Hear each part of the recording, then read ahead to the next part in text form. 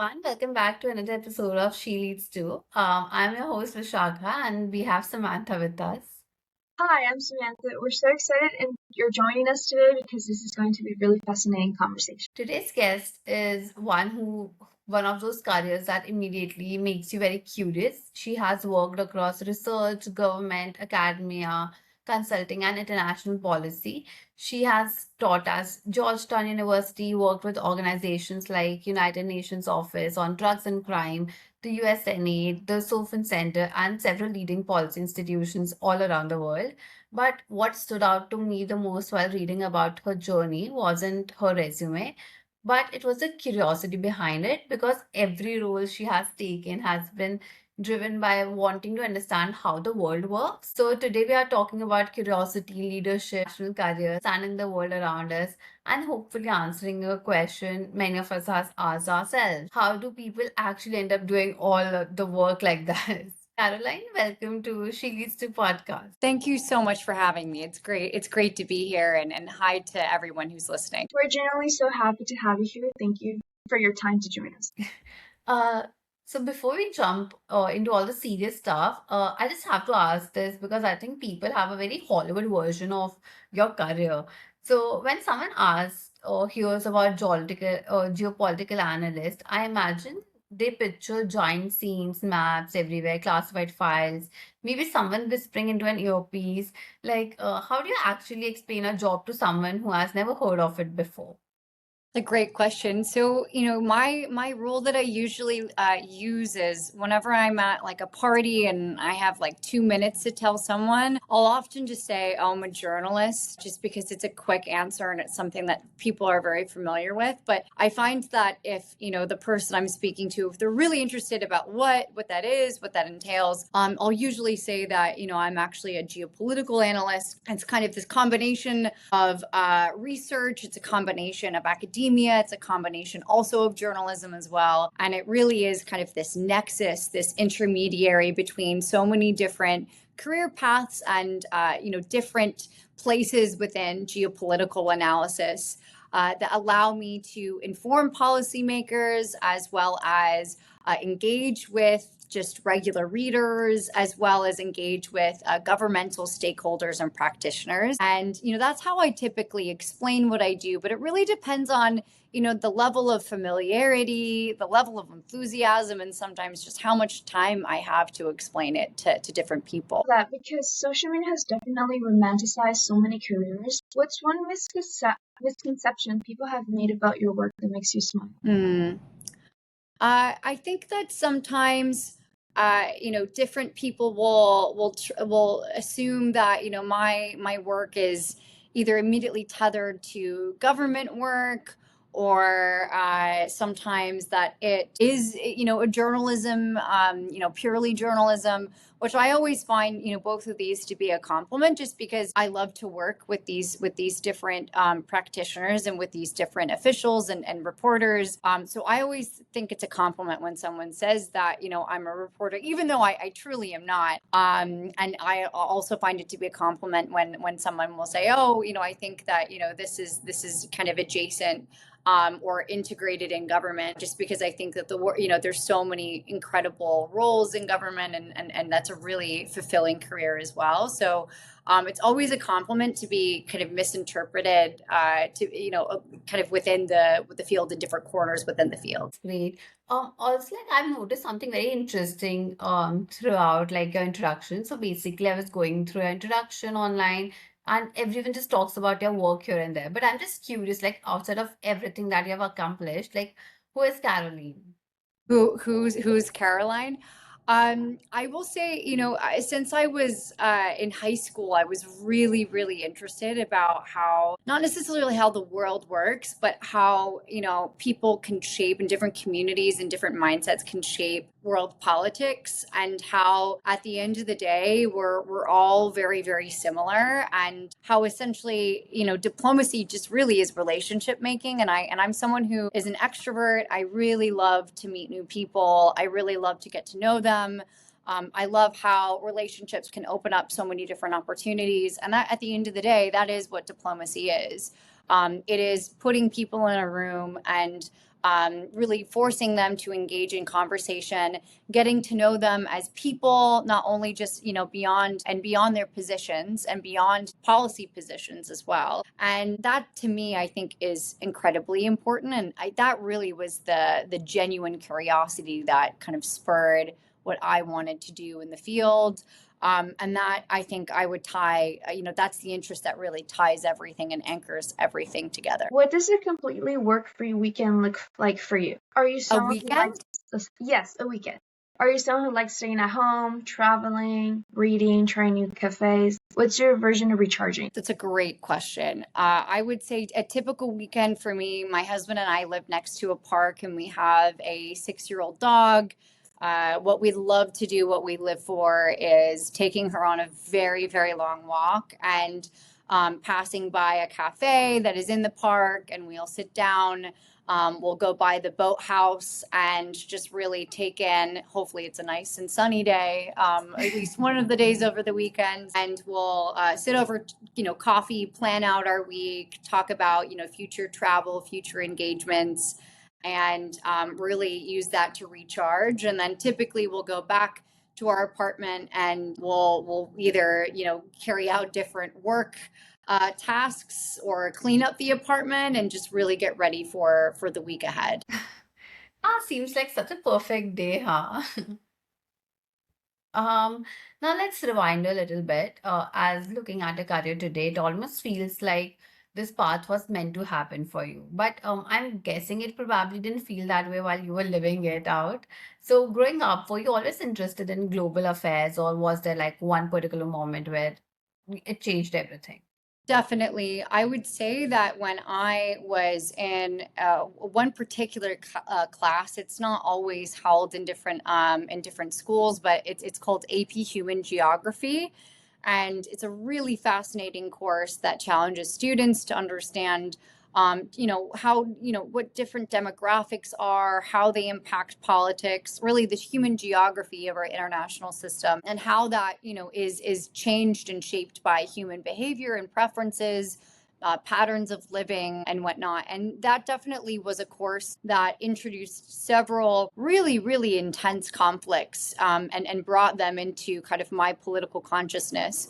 One was the Indian Pakistani conflict and that geopolitical tension. Another one was Israel Palestine.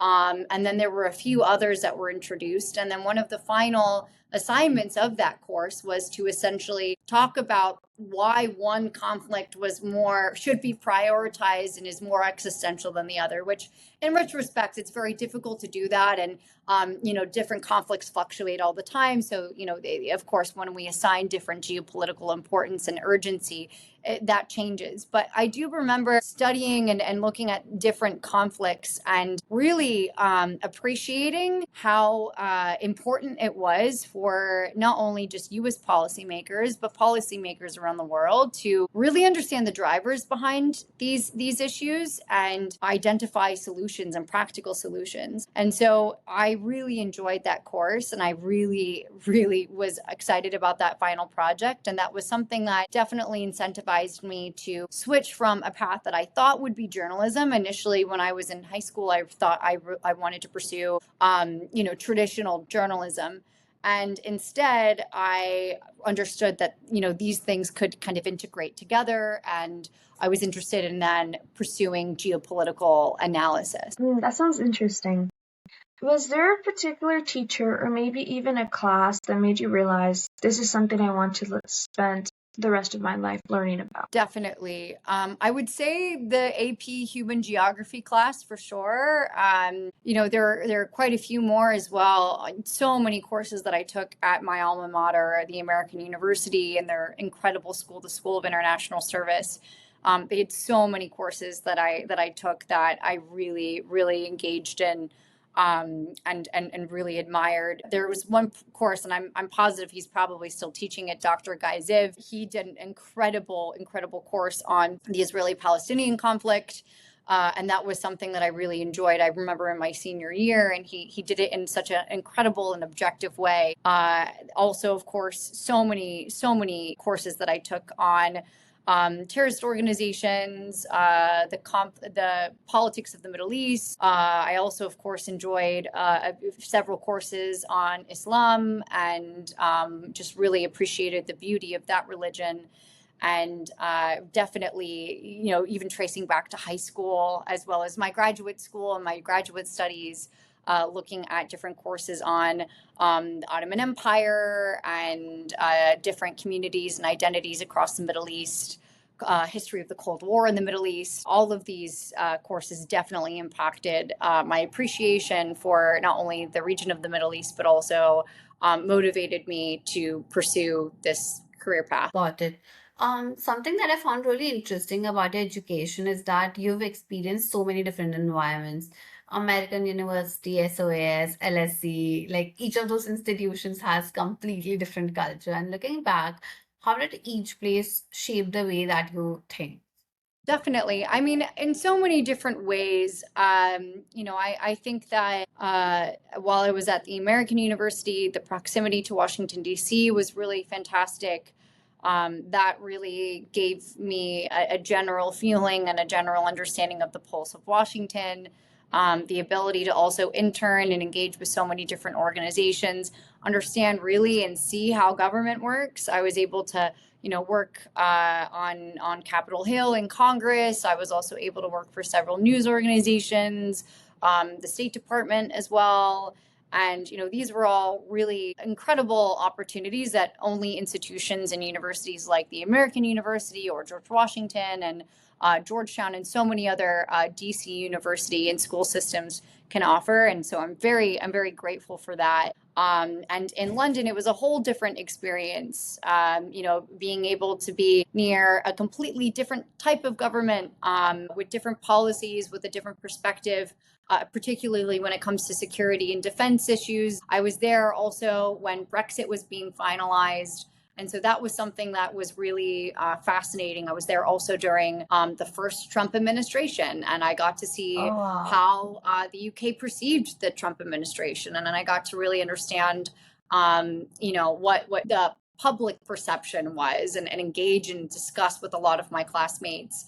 As a result, it was a much more internationalized experience. So I really, really appreciated just hearing my classmates' insights and perspectives, and that was really, really fun. Of course. And also you get to see how public's reacting to all the political things that's happening around in the world. Definitely, absolutely. Yeah. I'm also curious, like, do you think university changes what you know, or does it just changes the way that you think about certain things?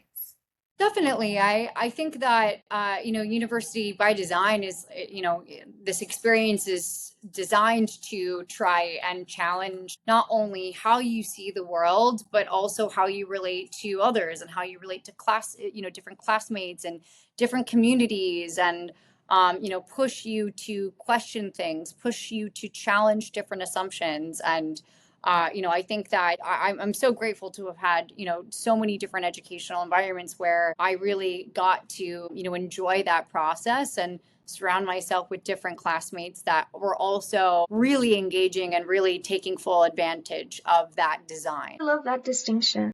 Because I think a lot of students choose universities thinking this degree will give me the knowledge, but sometimes it's really the people around you, the conversations, the professors, and that completely changes your perspective. What was there a conversation during your time at university that has stayed with you even today? A conversation at university. I think, so many different conversations about, the state of the world and, how we can make a difference. I think that there were a lot of different students at my undergraduate institution that, we had, maybe we were a little naive about like what we can do, what we can contribute to change government. And I have actually seen a lot of these friends enter into government. They've entered into nonprofits and they've made a really incredible difference. But I think overall, we've also learned that, even by contributing in a small way, maybe not necessarily directly to government, or, you may not necessarily be like the next Secretary of State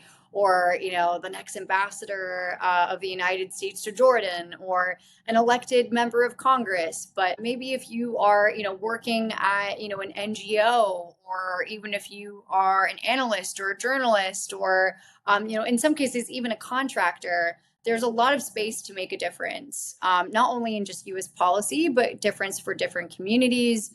And I think that that's something that we've kind of learned along the way, but of course has been inspired by a lot of my conversations at university. Yeah, got it.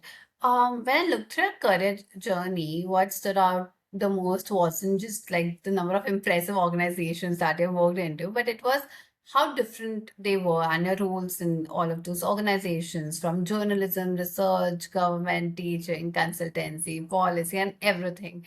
It didn't feel like one straight line. Was that intentional, or you were just, saying yes to opportunities that excited you, or you just wanted to try out different things? What was it for you? Definitely. I will say this is my, piece of career advice to so many people I speak to and a lot of young students. It's something that, if I were to go back and talk to my younger self, I would say, okay, keep doing this. Actually, this is something that has worked. There's no career that is linear, especially in this field. This field really is kind of a revolving door between government, between academia, between contracting, between journalism. I mean, really, like it's such a smorgasbord of different career paths and different areas of expertise and different experiences and backgrounds. And I think that's a positive thing. And so as a result, there's no linear path. And so really what I have done has just been throwing gum at the wall and seeing what sticks, applying to anything and everything. Of course, all institutions that I admire with people that I'm really excited about. I think that is really the main ingredient. But beyond that, it doesn't have to be in a particular order.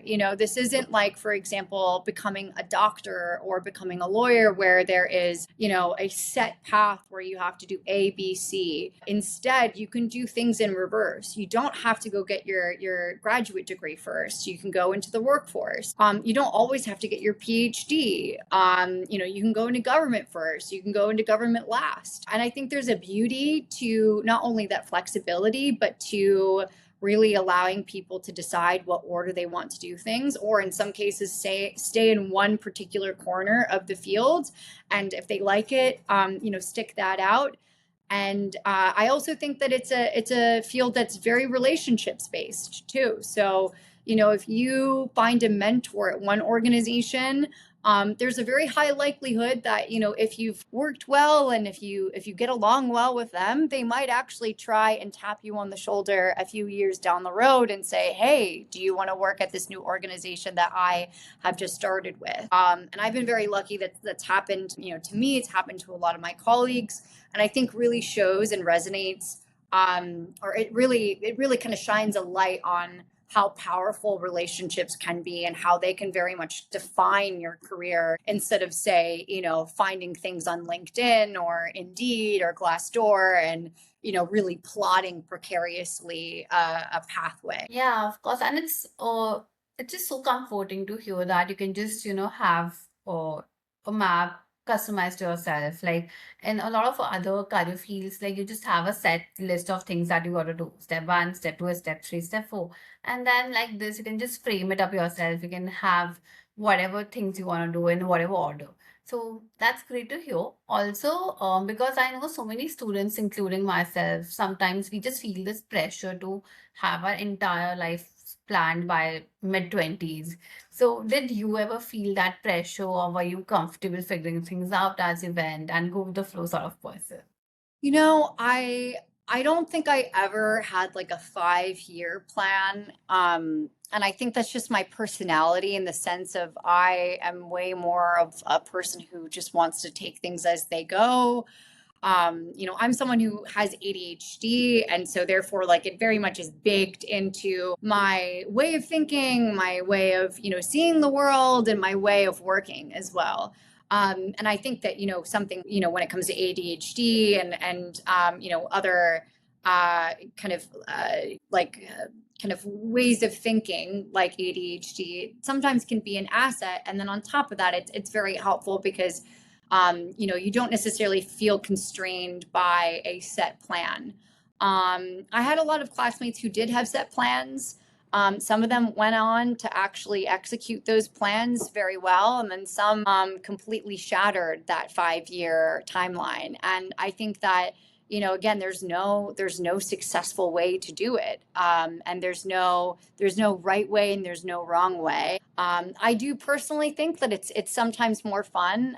The journey is more fun when you don't always necessarily know what's going to be next, and when you kind of allow surprise and different elements to kind of creep into your professional journey. Looking back now, what's one opportunity you almost didn't take because but now you're incredibly grateful that you did? Definitely. I would say, I actually, I do remember this. I when I was looking at different graduate school programs, I was looking at 1 year programs and 2 year programs, and really considered a two year timeline, particularly because one of the programs allowed me to be in two different cities, one abroad, one in the United States. They were both cities that I had never lived before, and it was really exciting with two really incredible institutions. I was very, very, very excited about that opportunity. And instead, I thought about, I don't know, I just had this gut feeling to take the 1 year opportunity in just one of the cities instead of having this expanded timeline. And I'm very happy that I did the 1 year because the 2 year program would have overlapped with COVID-19. And that entire second year, I probably would have had to go home. The year would have been practically suspended. I would have probably not have been able to graduate in person and have the traditional ceremony that most students have.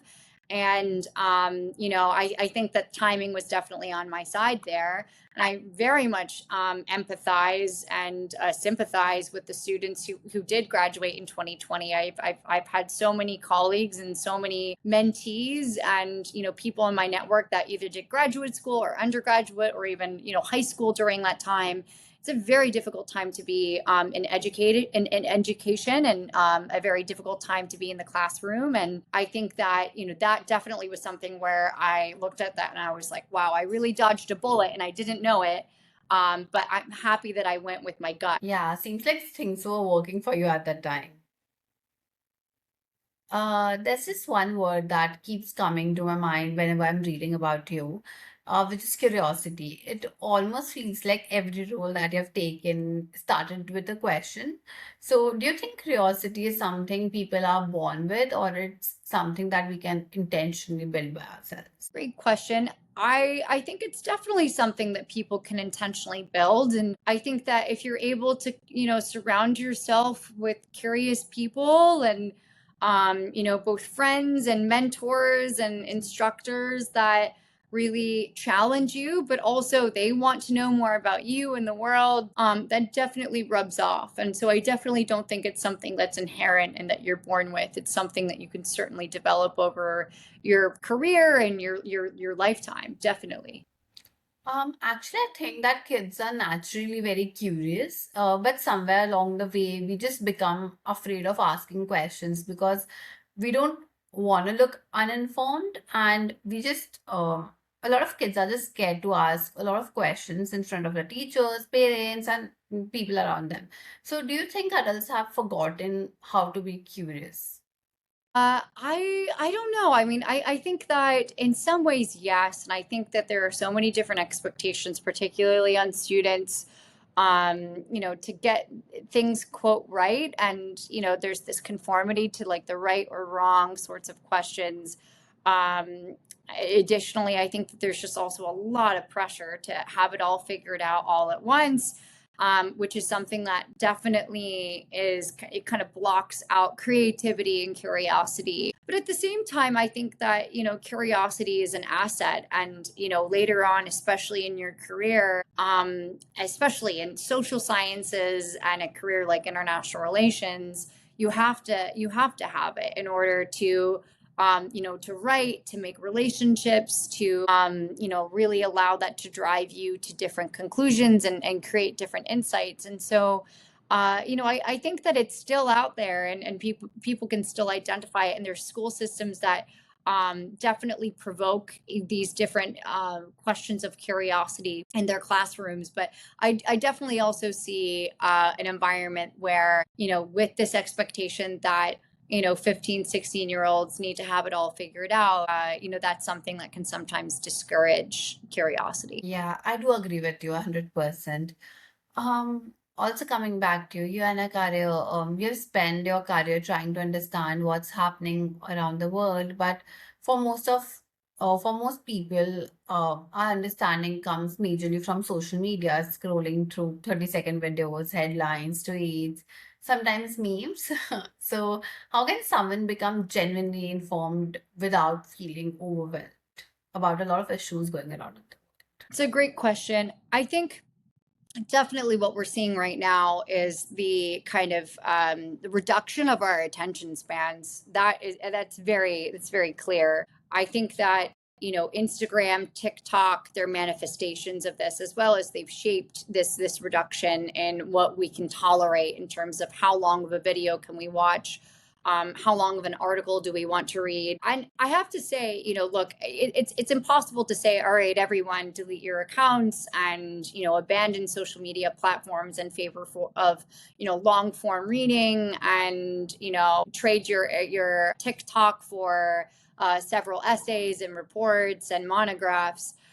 Instead, I do think that it's great to engage with some of the organizations that are putting out evidence-based analysis, looking at news organizations that are trustworthy, think tanks that have hired really, really excellent graphic designers that can explain statistical changes and different key trends and just a few graphs on a carousel. And I definitely think, working with some of this is important, because there still is some really excellent work that is being shared on some of these social media platforms that accommodates for the shortened attention span. But at the same time, it doesn't necessarily overwhelm the reader. This is something that I enjoy engaging with on my professional Instagram account. Looking at, for example, The Economist, they do some incredible work on Instagram through stories, through posts, through reels. Same goes with a number of different news organizations. And I admire how they've been able to adapt with this new form of not just content creation, but really telling different trends, explaining them, explaining why. There's some think tanks that have done some of these different series as well, having experts appear on screen for a very short amount of time. One I really admire is from CSIS, and they have an ask and answer session, and it's essentially them asking an expert. And I really think that they have pioneered a really great product that really conforms and adapts with the times and the reality that people are just not going to linger on a video longer than a minute or 2 minutes. Relating towards what you're saying, how do you personally consume information? Do you have a routine, specific publications, podcasts, books, or has that changed over years? It's definitely changed, especially as different social media platforms have evolved. Several years ago, I would have said Twitter was a really great source of just kind of identifying different articles. But Twitter has undergone a pretty major change. It's now X. There are different algorithms at play. Instagram is somewhat the same. I have to say, Instagram, in terms of just casual, scrolling through, that's definitely a platform where I now consult much more so than X/former Twitter. I will also say LinkedIn is a really great place where I will look at different respected experts to see, what sort of articles that they've recently written. I find that LinkedIn, for me, with all of my work on and my focus on crime and criminal networks, I find for some reason LinkedIn will give me more links and more experts that are sharing their work. Whereas on Instagram, sometimes I'll get more Middle East content. But ultimately, these social media platforms are never my first resort. This is usually when I'm scrolling casually on the subway or when I get home from work. But my typical day involves me sitting down at my desk, having, different news sources. I subscribe, for example, to The Economist Espresso, where they essentially give you an analysis of what's going on in the world. My current organization, the Soufan Center, we have a daily brief. And so I always like to make sure that I am caught up on that. Of course, also contributing to the next day myself. And then there are a number of different services. Sometimes I'll look up by region. I'll do kind of a sweep of different geopolitical developments to make sure that I am up to speed. And then, of course, go through X, go through LinkedIn. I rarely have time during the day on Instagram, but sometimes I'll look through Instagram just to see if I have contacts and colleagues that are also analysts that are sharing their own work. And so that way I can stay on top of what they are writing as well. Yeah, it's great that you are just, like you've just made it so diversified that you're taking information from a lot of different places. And I guess that makes you like you can have like a different sorts of information around different topics from all the different platforms. So that's great. Also, I think that something that's really valuable, it's just valuable because people often ask, where do I even start? If someone's listening wanted to become more globally aware without studying international relations, what would you recommend for them? So I definitely would recommend, looking at, what excites you about international relations. What sort of like corners can you identify thematically? Whether it's a region or whether it is a problem set, or, are you drawn to, for example, diplomacy? Are you drawn to international law? Are you drawn to analyzing everything and anything about the Middle East? Are you drawn to energy? Like what really gets you excited, and like what sorts of questions and content, spark that curiosity?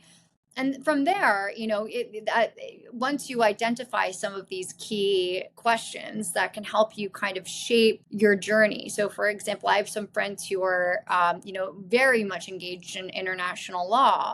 One is really interested in human rights, so they're a human rights lawyer. They've been able to identify this over the course of high school, college, graduate school, and their professional experiences, and they've been able to really kind of hone their skills and specialize.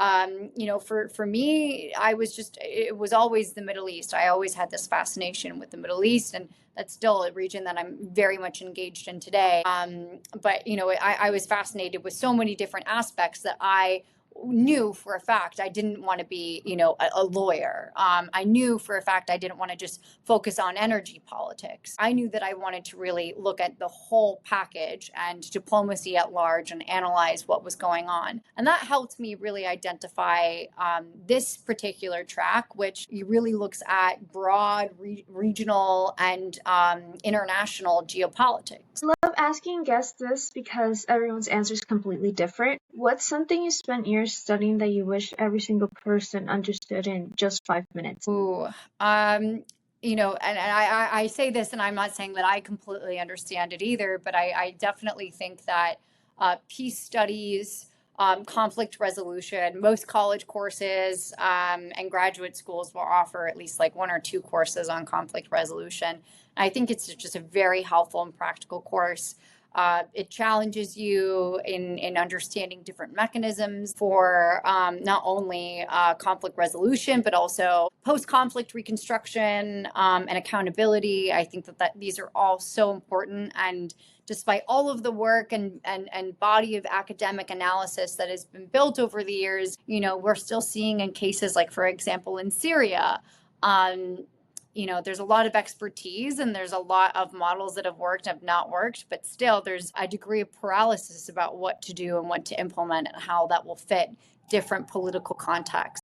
And I think that is definitely, for that reason alone, I think courses like conflict resolution are really important. Yeah, sometimes the news makes the world feel very chaotic.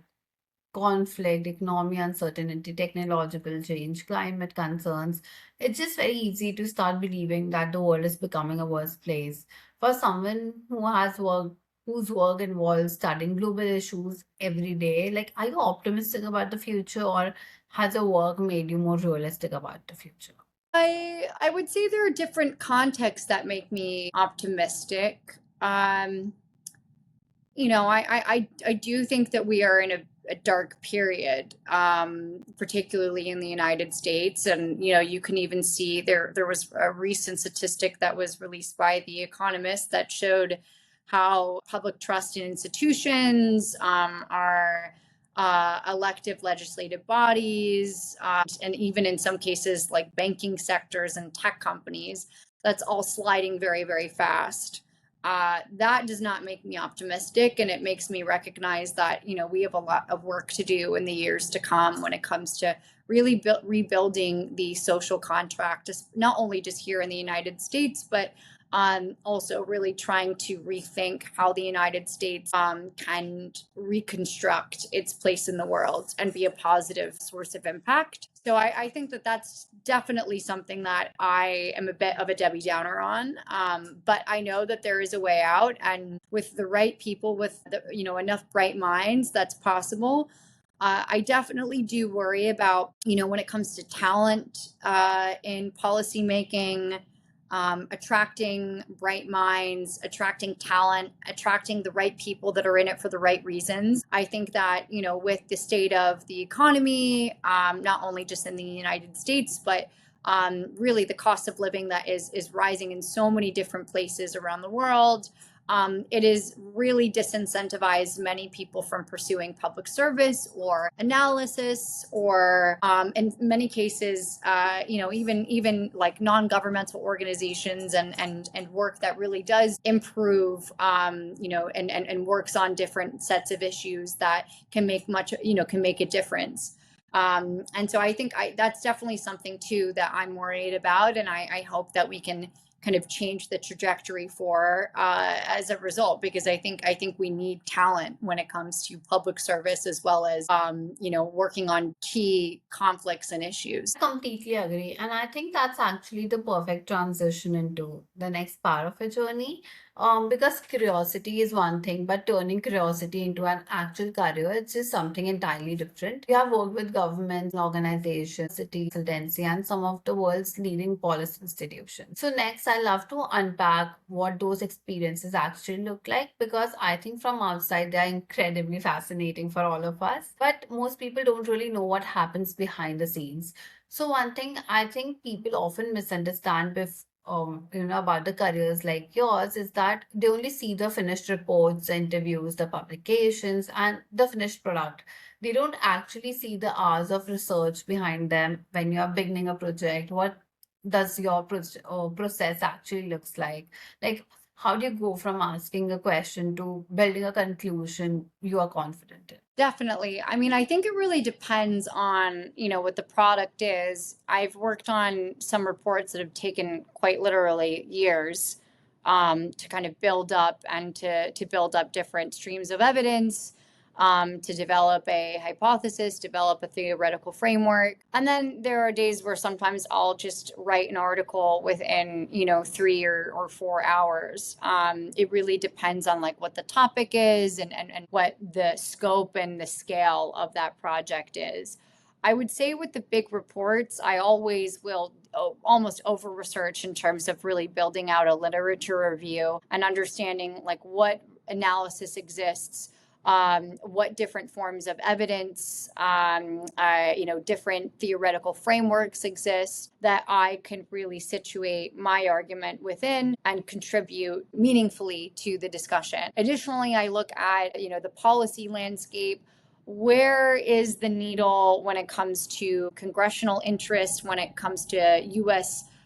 Foreign policy objectives, where the strategies are? How can my research fit into that and inform policymakers also in a meaningful and impactful way? Once I get a really strong lay of the land, and a feeling that I, really understand how policymakers are thinking, how academics, how different think tank analysts are really contemplating these different issues, that's when I conduct my own research, whether it's quantitative research, for example, compiling different data sets, or for example, looking at open source information, sometimes conducting briefings and getting a little bit of like human intelligence and understanding different perspectives through conversations. And with that, I kind of tack on and build a theoretical framework or theses that then I write out forever how long it will take. And again, some reports take forever and some, take, just under a month. Articles, of course, are much shorter, but it really depends on the topic, and it really depends on, how known or unknown some of these issues are. That's interesting because I think today we are constantly encouraged to have opinions and we are not always taught on how to build informed opinions. Would you say critical thinking is becoming more important than just simply having information about the things going on? Sorry, I didn't catch that last part. What's more important? Would you say critical thinking is becoming more important than just simply having the information? Absolutely, especially in the day of artificial intelligence, and I think so many people have at their fingertips this tool that can now generate not only an argument but like a theoretical framework, and it can also look at just the literature that exists and create and formulate an original argument that really straddles all of these different elements that comprise critical thinking. And also, it really zaps curiosity out of the whole thinking process. So I think that, yes, it's so important for individuals to exercise critical thinking throughout all of this. Do you think critical thinking is something universities teach as well? Or is it mostly something people develop through experiences? I think a bit of both, and I think it really depends on whether students embrace the university process and engage in the readings and really like soak up the content and the lessons learned and insights that are intended through within the class. I think there are some students who do the work just to get the A, and they'll memorize and they'll go through the motions, and that's what they're doing, and they might learn a little bit along the way. And then there are sometimes students who really, really try and engage as much as possible with the coursework. And I think that no student is able to do all of it. I think that college is a very difficult balancing act, and there might be some weeks where you're just getting yourself through, and there might be other weeks where you're really engaged and you're really excited about the coursework. But throughout that process, critical thinking is a really key element to engage with other authors, to engage with different contributors to the literature, to ask questions, and to really kind of formulate your own argument. And I think that's so important. And I think that the university environment is the perfect place to practice critical thinking. Yeah, of course, 100%.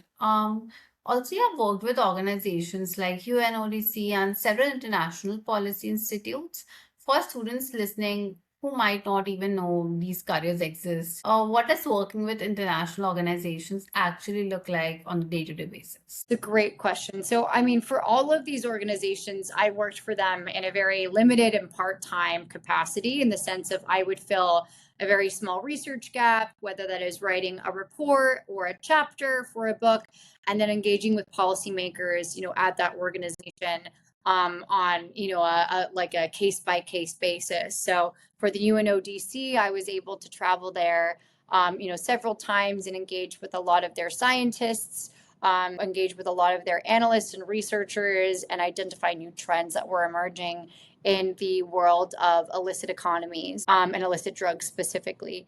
With other international organizations, I've been able to also do a very similar model, contribute to a new piece of literature, whether it will be private or public, and conduct my own kind of research process that helps fill a key research gap.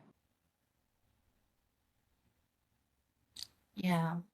Kathleen, this has genuinely been such an insightful conversation. And I think what I'll personally take away is that curiosity isn't just a personality trait, and it can actually become a foundation of a career. Being curious, talking to people, networking, having good networks and conversations, and definitely not having a 5-year plan and going with the flow. So, thank you so much for sharing not only experiences, but also perspectives so openly with us. Thank you again. This conversation has been incredibly insightful.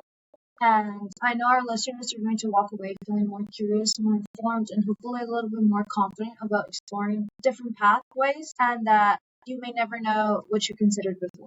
And to everyone listening, thank you so much for joining us for another episode of She Leads Too. If today's conversation sparked a new idea, challenged a perspective, or simply made you a little more curious about the world around you, then we have done our job. So we'll see you in the next episode. Until then, take care and thank you, Caroline, for like being on the podcast.